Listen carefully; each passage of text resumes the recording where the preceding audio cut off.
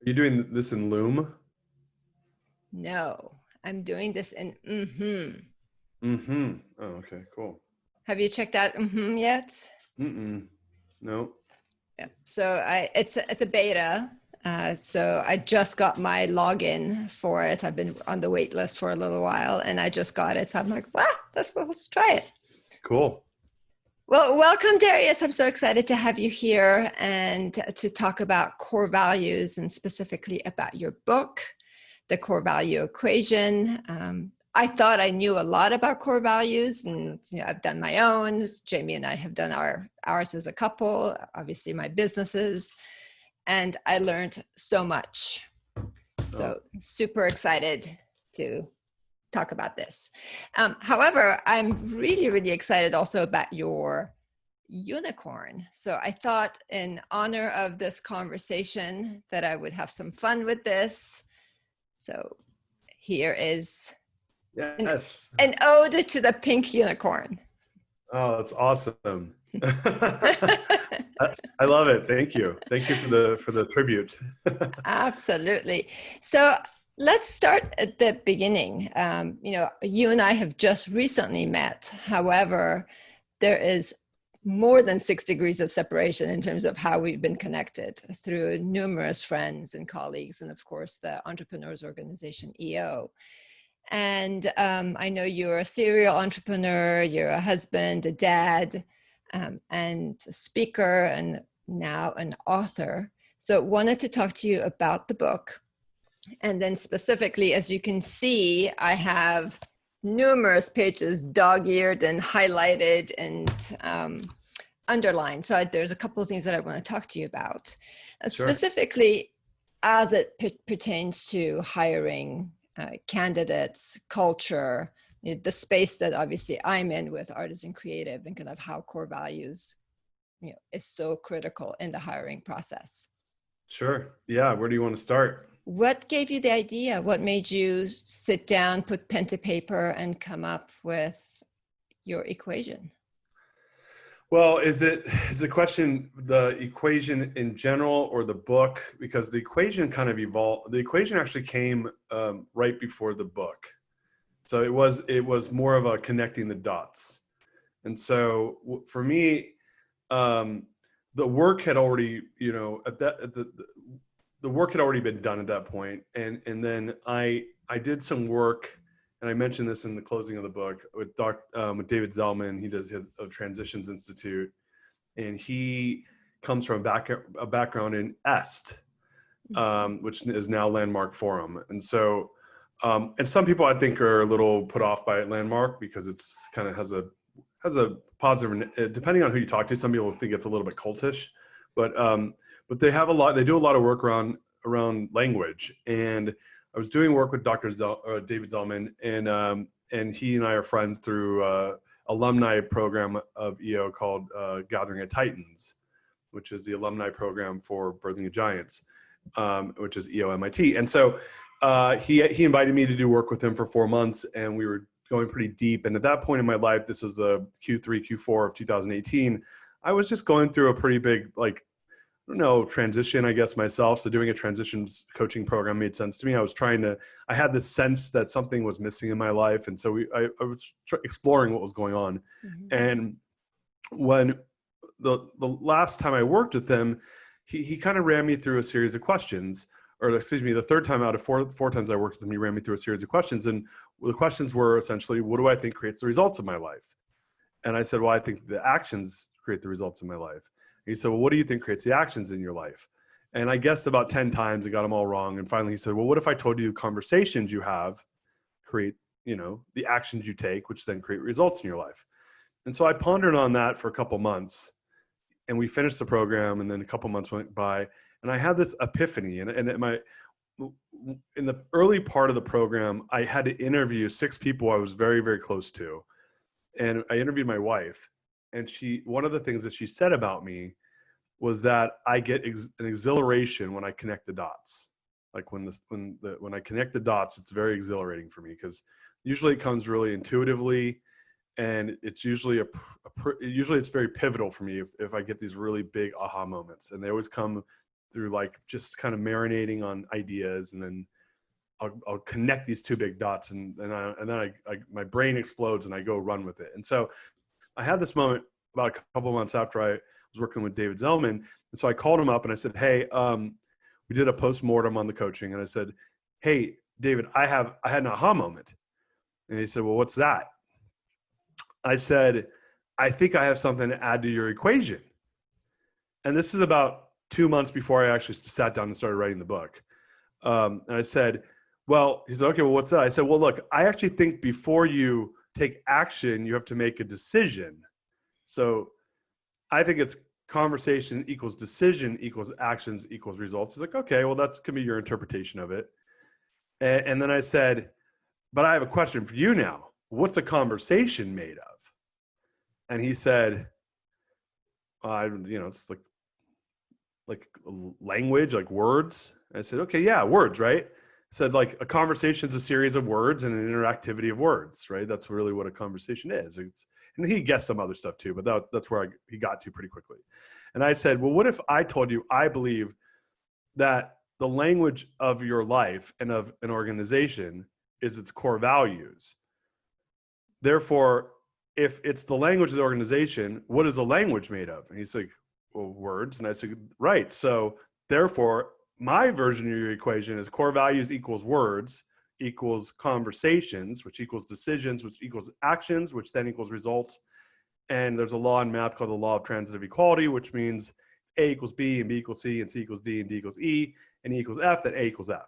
Therefore, core values equals results. And I realized that it was like this moment that struck me, and I was like, wow, I can't believe this, that this is like this thing where every single thing you do in your life is like the results that come out of your life are a direct result of your core values.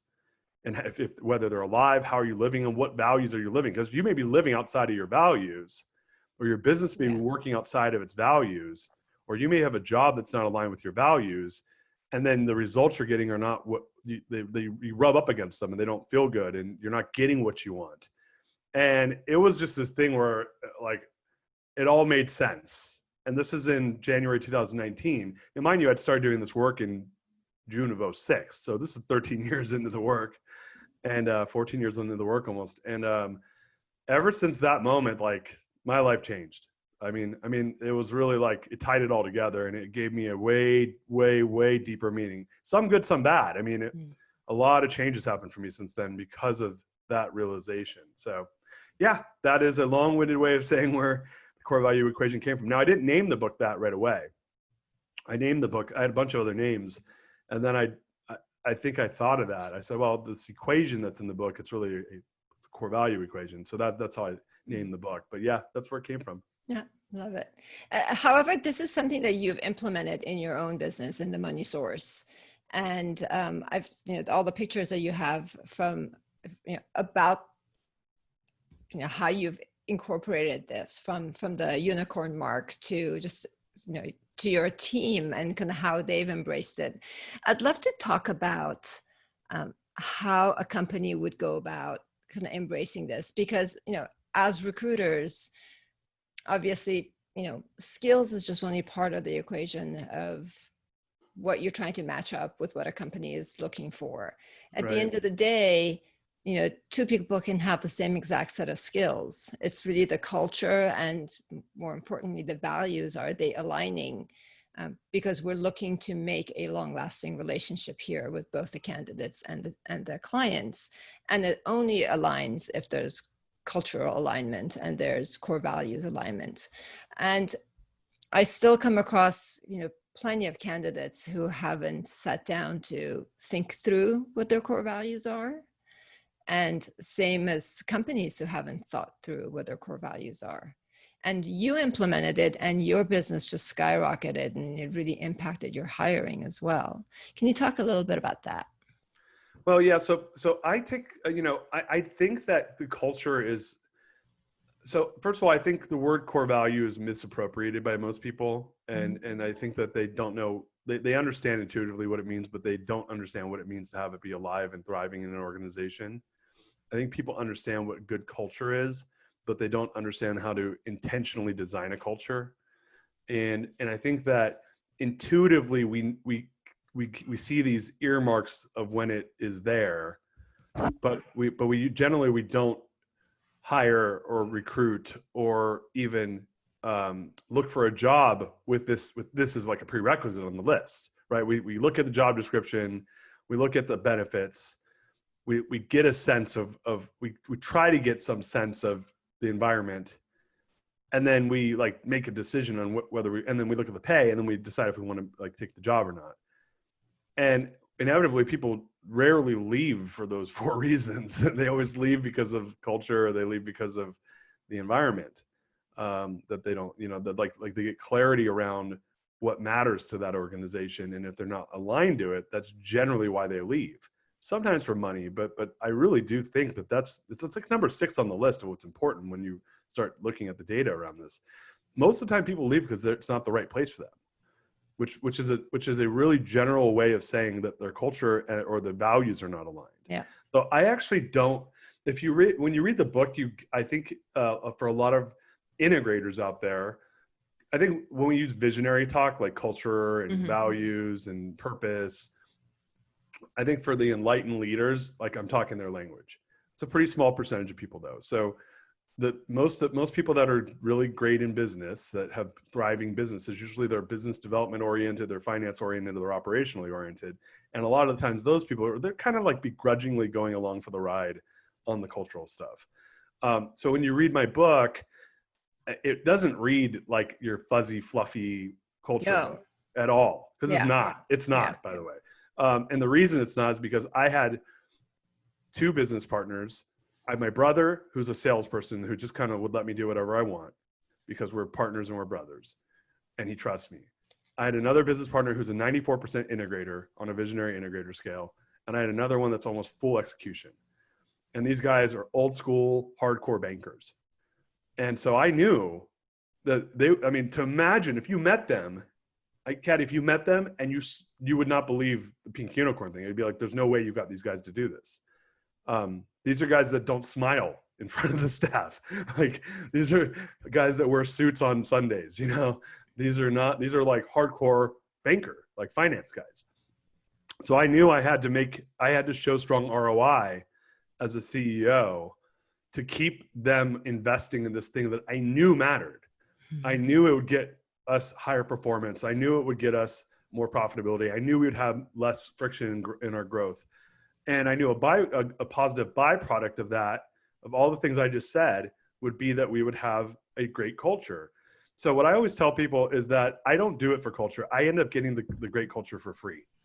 The reason I do all this stuff, and look, I'm half lying. I do like to have a good culture, but I don't want to talk to CFOs about that. I don't want to talk to COOs about that unless they're already a believer in that type of stuff.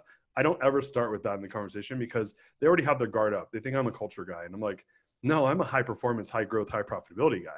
I just happen to use the tool of values to get us there. So, and sorry, I forgot the question. I talk a lot. So can you repeat the question? I forgot what that was myself about. We kind of went off on a tangent, and that's totally fine. I think it was just about hiring and what to look for. Yeah. So yeah, like I said, people if you're on the employee side, they're not looking at their employers that way. And I think vice versa. And the employers are generally, unless they're an enlightened organization, as my Gazelles coach used to like to say, they're generally not, they might say they're hiring for culture or values, but then you say, well, what specifically are you doing? I won't hire someone I won't have a beer with. And I'm like, what does that mean? There's plenty of people that fake the funk when they have a beer with you. If that was, yes, you will eliminate like the bottom 10% that are not fun to be around. But like most people have enough social skills where they can be comfortable when they need to turn it on to get a job. So for me, I treat these as an asset in the organization.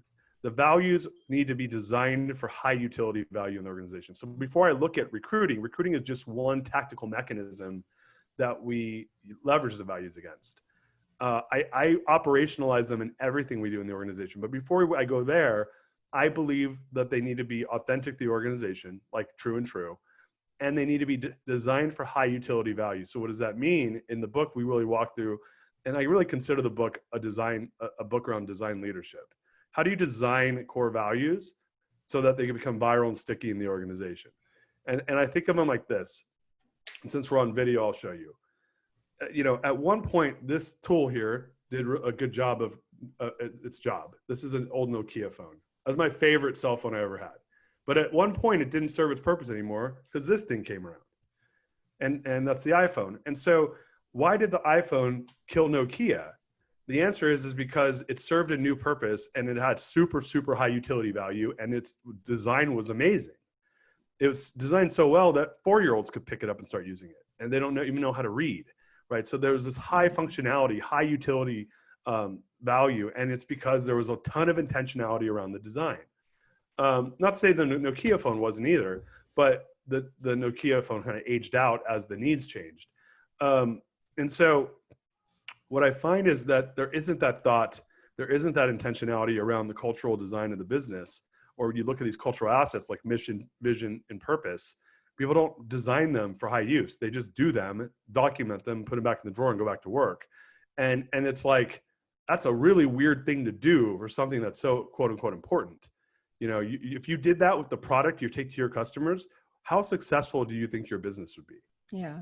Words on paper, like you said in the book, right? Yeah. It's just words on paper. Exactly. And it would be product on paper, and you would get no clients or you go out of business. So my belief is you take that same intentionality that you give towards customer service, the same intentionality that you give towards product design, the same intentionality that you give towards trying to acquire new business, and you put that into this iconic asset of your core values, because I believe that core values have the ability to become the language of the organization. So that's kind of a big idea, right?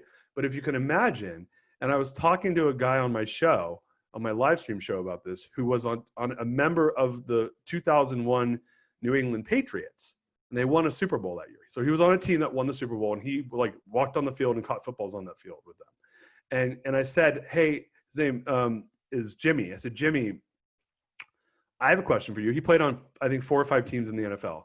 I said, what was the difference between the team when you played on the Patriots and you guys won a Super Bowl compared to the other teams you were on that didn't win the Super Bowl? He said, we had tons of talented guys on all those teams. But there was a way we spoke to each other. There was a tone that was set, and tone speaks towards language, right?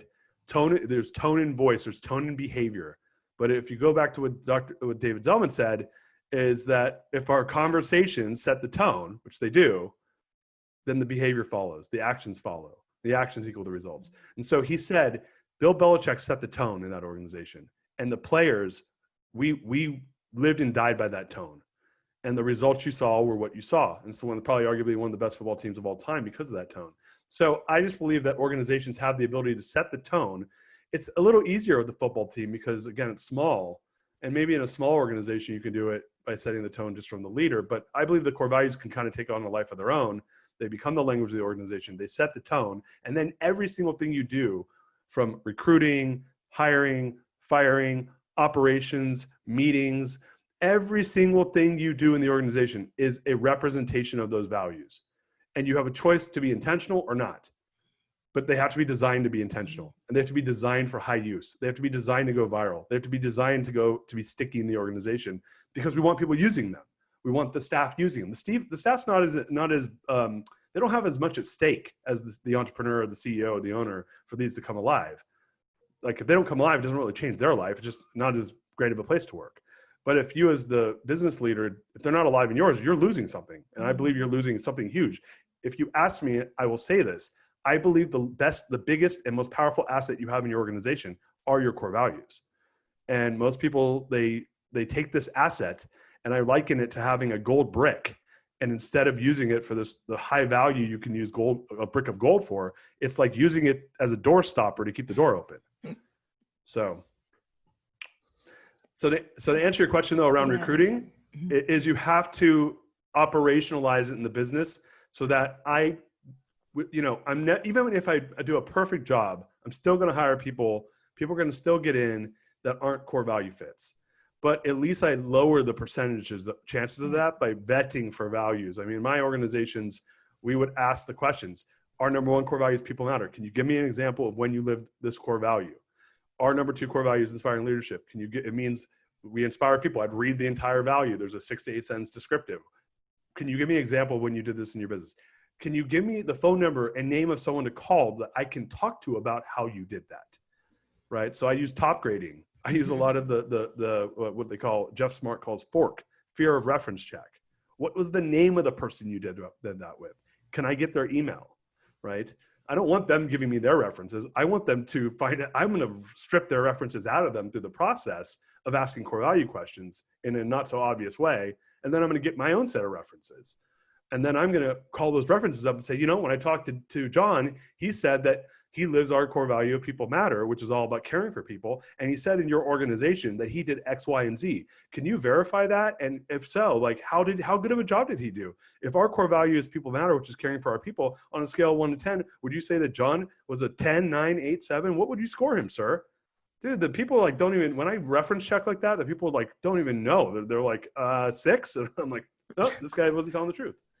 So I'm always trying to read between the lines when I'm recruiting, and the core values are a nice filter for that. Love that.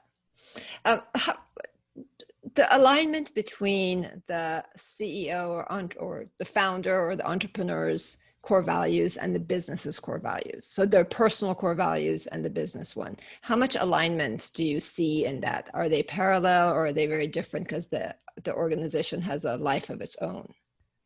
Well, so I think that as an organization develops, it's a mixture of timing, environment, competition, and then it's also a mixture of the culture of the business. So what type of a business do you have? How do people's, behaviors come to life in that organization? And so all that kind of goes into a pot, and you make this stew called, values, right?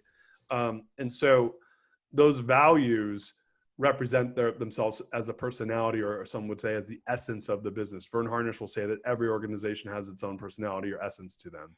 And I agree with that, especially at scale. And so my belief is, that initially, if you're a startup and you're doing values, it's probably going to look a lot like the founders, because they are the personality of the business at that point. I used to be pretty orthodox around saying you can't change your values. But Vern and I had a nice conversation about this, and he made a good point to me.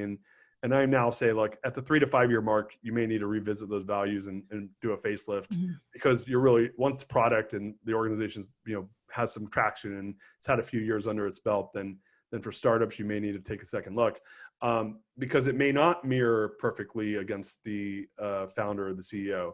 But to answer your question, for an existing business that's doing this, that has that personality already intact, it's like I said, I don't think it needs to be exactly that of the CEO, nor any other, should it be of any employee. It's its own thing. It's a conglomeration of many leaders and many influential people and a behavior in the organization. And that may be perfectly aligned with the CEO. It may be 80, 90%. And the 10% may not, it may just be that the CEO or founder is indifferent on that, and it just is kind of on taking a life of its own on. What it can't be is it can't go against the leaders. So even if it's not 100%, lockstep the same, it can't, the CEO can't ever be put in a position where their values are breaking the company core values. So they need to be able to ride tandem, just like any employees. And in the book, we kind of talk about this thing called me and we. And so it's where we have the employees say, how do my core values attach to the company core values? And the CEOs needs to be the same, and the founders needs to be the same. They may not be exact. Like, my personal core values are different than my former company's core values. My personal core values are love, happiness, grit, curiosity, balance, and curiosity, balance, and creativity. Those are my 6 personal core values. My business core values were caring, integrity, inspiration, and customer service orientation. So, like, those are different values, but I can tell you how they attach. I can tell you how the essence is the same still, right? Yeah, the essence has to attach. I can't have one that's like bold, like fighting with others, and the other one's like harmony, like that's not gonna, that's not gonna work, right? So they can't be at odds with each other. They can be complementary, but they can't be at odds. Yeah, you'd be at conflict otherwise. It just won't. It breaks. Something has to give when that happens. Either the leader has to go, or the company is going to basically. What will happen is if the leader doesn't go, which probably they won't if they're the CEO, it just undermines them as an asset in the organization, and then people just say, "Oh, this is just like every other company; they're fake," and then they stop believing them, and then then they're not the language of the organization, which is basically means they're words on paper. Yeah, for sure. I loved this concept of the invisible manager that you talked about in your book. Do you mind talking a little bit about that? It was just, oh my God, of course, this makes absolute sense. Yeah, so the way that came about was when I built the values, I did all the rollout for the, we were a very small organization when I got to TMS. My partner founded the company, but there was, 30 people in the organization the day I got there, give or take. And so I brought in a group on top of the group that was there. We were kind of our own business within a business. And I rolled it out to 13 people. And then I ended up rolling it out to about 500 people over the next, 24 months or so.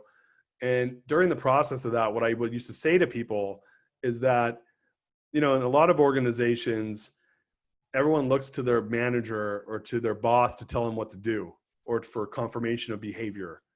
And if Johnny over there and Sarah aren't playing well, they run to daddy to play referee, and this is common, like where there's bad behavior, people go to their managers and complain. And I said, you don't have to do that here. Just circle what part of the core value they're breaking, and you can highlight it and hand it over to them. Be like, you're not living core value, our core value of inspiring leadership. I don't appreciate that. Mm-hmm. And so that was kind of where that initially came up. I said, listen, the core values are built to tell everyone exactly what the expectations are. There's no ambiguity. And so this is part of going back to what I said before around the design process, why it's so imperative to design them well. When they're designed well, they can answer any question in the organization. Most importantly, they represent what the expectations are around behavior. So I just kept saying that. I said, guys, I encourage you to hold each other accountable to what these say they are. And even me, if you see me do something and I'm the CEO, if I'm doing something that I shouldn't be doing, which there's a super low likelihood that's going to happen, but I'm a human being, it's possible.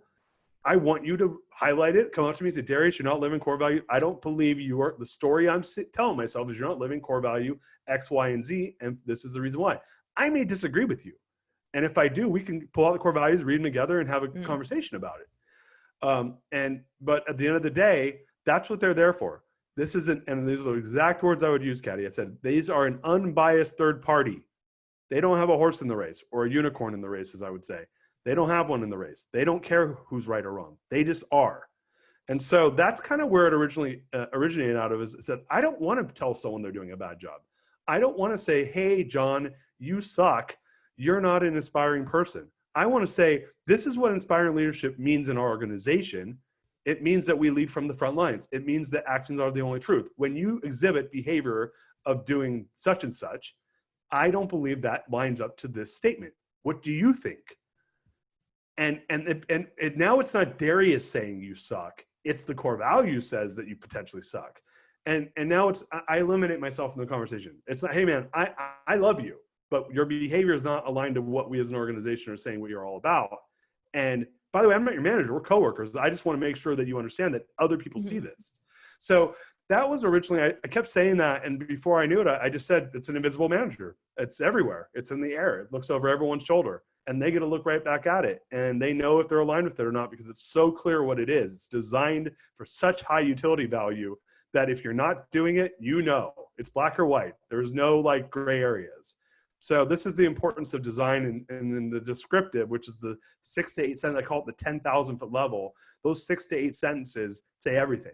They're the essence in the behavior of that value or set of values. Mm-hmm. Yeah, I really like that. That really spoke to me because I was thinking about it both from, obviously the hiring manager side, the manager side, but also from the candidate side, that it's like looking in the mirror, right? It's like, if you're not living those values yourself, why are you not living those values? And kind of just having that conversation with yourself maybe you're not in the right place, right? Right.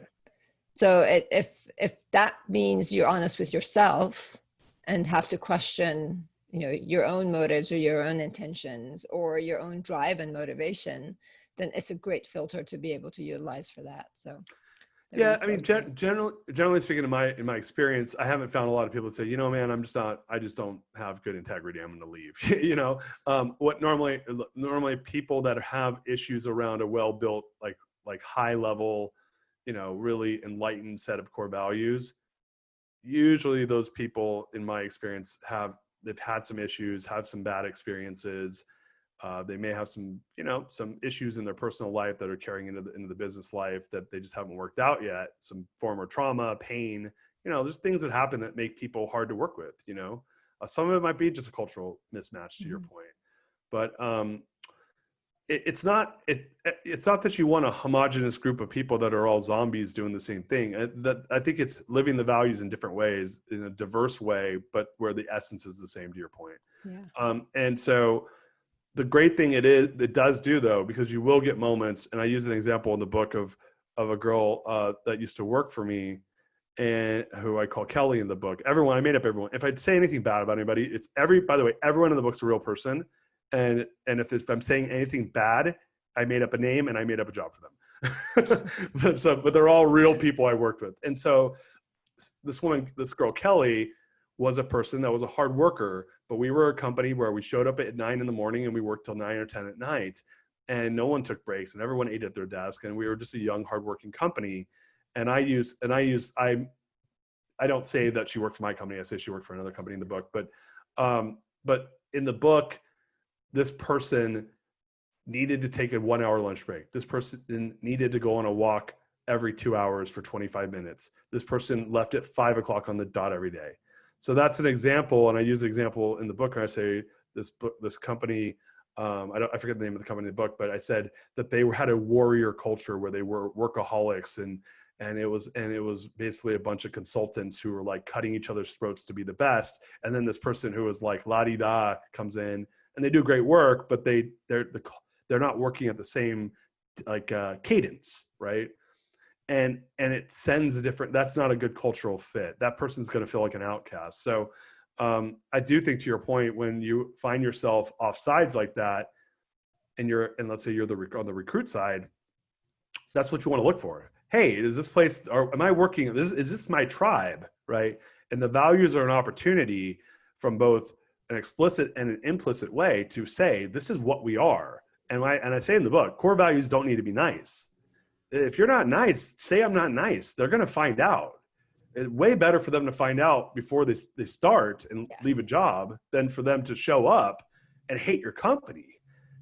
That's not good for anybody, especially the employer. The employer costs them a lot of money to bring someone in, have it not work out, leave, and have to go find somebody else. That is way more expensive than it is for the employee. It costs you tons of revenue when that happens on a per employee basis. So you should care more than they should. And that's the way I see it, is like, man, I have more to risk. Even though I might be able to afford it financially, I lose a lot of profitability when that happens. So I don't want that to happen. Yeah, for sure. I actually really liked you when you talked about, I made a note of it here, the policies and the descriptors and the policies and procedures for the core values. I think a lot of companies have the words.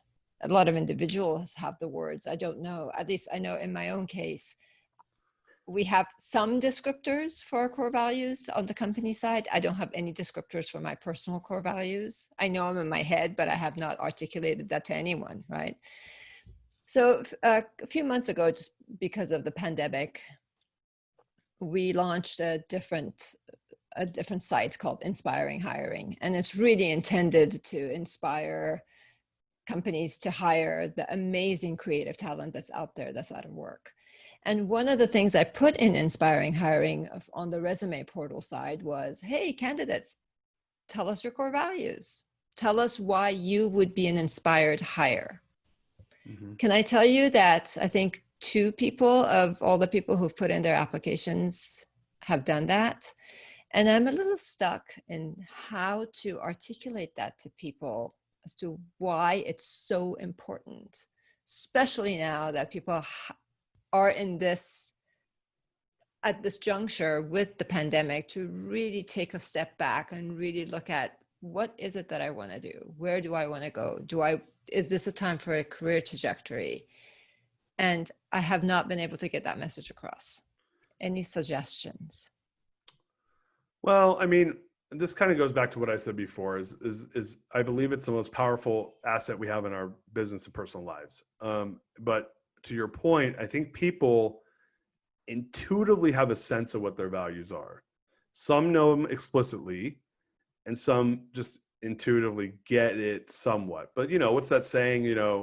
A goal that's not written on paper is a dream, right?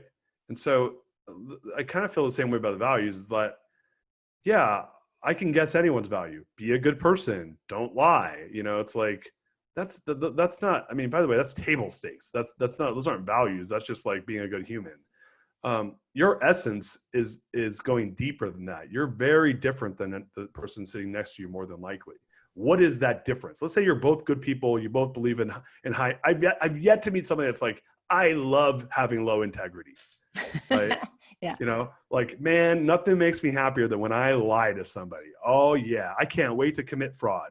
Like, I have never in my whole life met one person that says that, because the person that does that doesn't say that. The other thing I've yet to meet is someone that says that they have a bad work ethic. I've never met them. I've sure as hell had a ton of them work for me, right? Because no one shows up and says, yeah, on a scale of 1 to 10, I got, like, I don't know, a 4 maybe.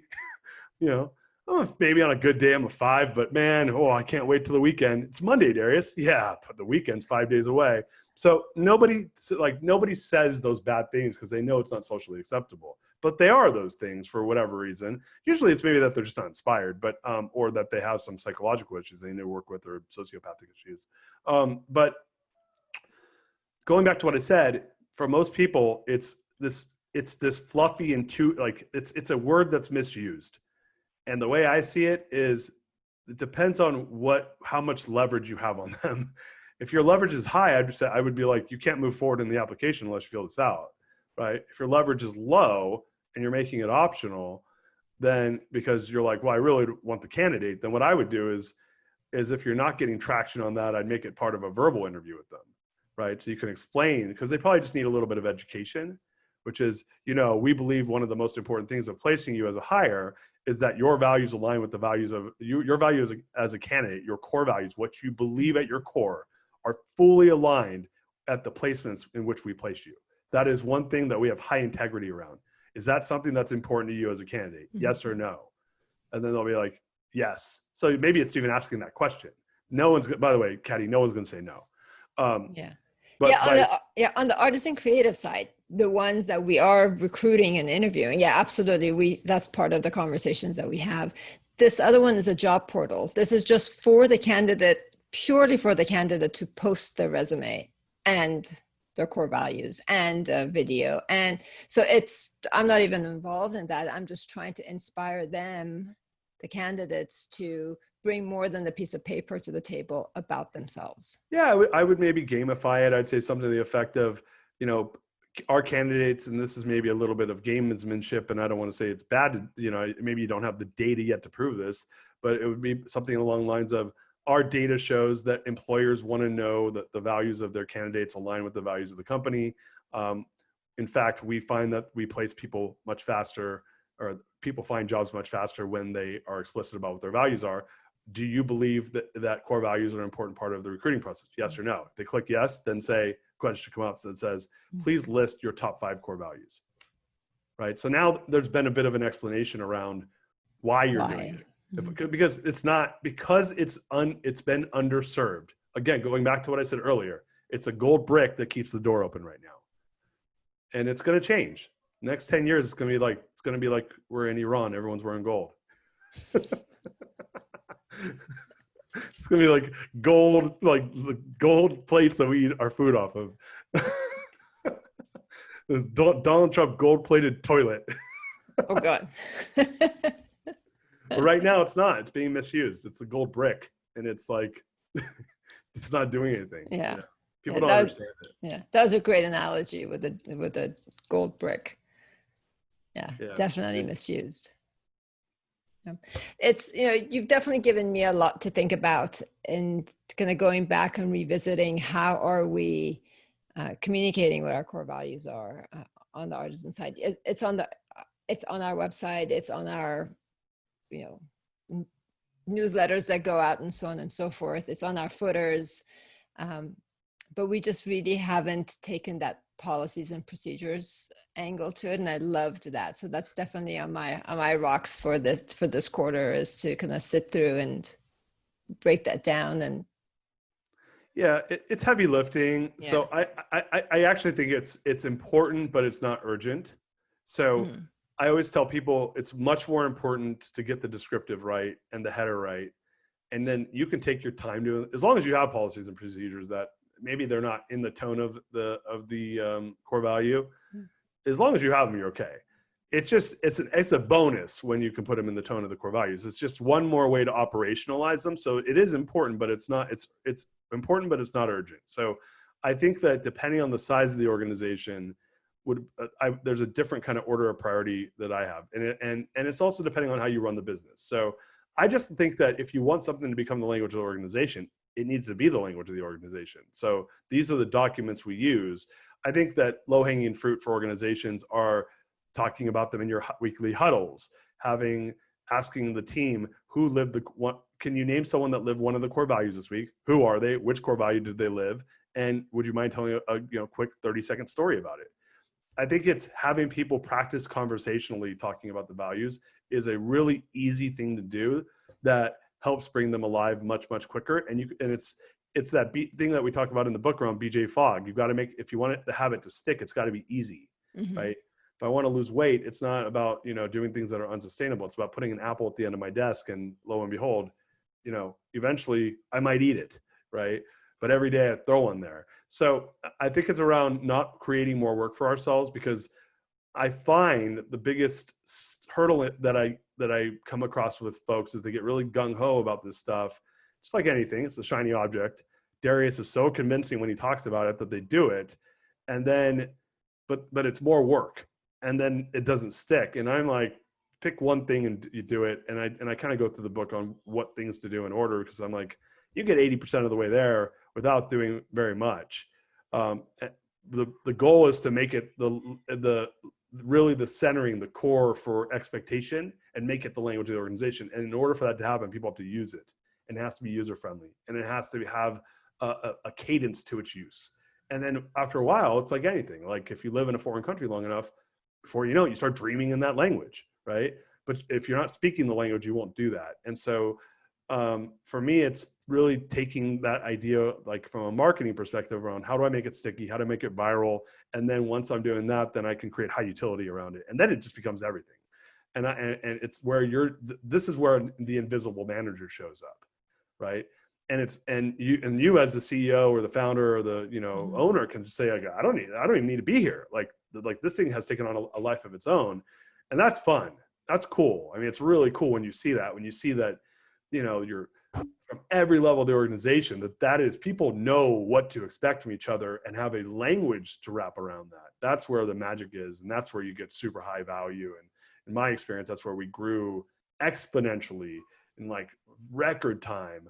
We went from 30 to 300 employees in 18 months. Like I've only done that once before. It was insane, but it was painless. There was no friction. It just happened. And I said, what the hell happened? And I noticed they're all speaking the same language. Everywhere I look, they're all saying same words. And I was like, oh man, this is cool. That's amazing. Yeah. Congratulations for that. And congratulations for getting this book. And I know it's coming out soon. Wanted to put it up on the screen for everybody to see. Thank you. Yeah. There it is. Yeah. September 15th is the worldwide launch of the core value equation. And I'm excited for it. We've got a lot of support. I had Chip Conley and Tony Shea from Zappos, and Gino Wickman from Traction, a bunch of Cameron Harold, and Jay Goldman, who wrote The Decoded Company. A bunch of those guys, Mike Michalowicz, Profit First, all those guys have endorsed the book, and then some. So it's been a cool ride so far, and I'm excited to get it out to the world. Awesome. It's a great read, lots of learning, and I highly encourage everybody to pick up a copy. Thank you So, so much. Darius, thank you for being here and for sharing your insight into Yeah, this. anytime. I appreciate your time, and thank you guys for listening and supporting the book. Awesome. Cool. Thank you very much. Before I quit recording, anything else you want to add? No, just if you want to learn more about the book, or I have a live stream show called The Greatness Machine. Caddy, I think you're going to be on it, aren't you? In a couple of weeks. Yeah, I will be on it. Yeah, so it'll be fun. And so we got a live stream show. You can go to The Real Darius in YouTube, or The Real Darius M in Facebook, or therealdarius.com. And you can learn about the show, learn about the book, I do some speaking, and I'm launching a course for the book. If you want to actually take this and implement this into your business, then the course is launching when the book launches. And it's going to be a very, very in-depth, hands-on, with consulting involved type of course. So excited to bring that to the world. Fantastic. Congratulations. Can't wait to see and hear all about it. Thank you. Appreciate it. All righty. I will see you in a couple of weeks. Sounds good. Take care. All right. Thank you. Bye-bye. Bye.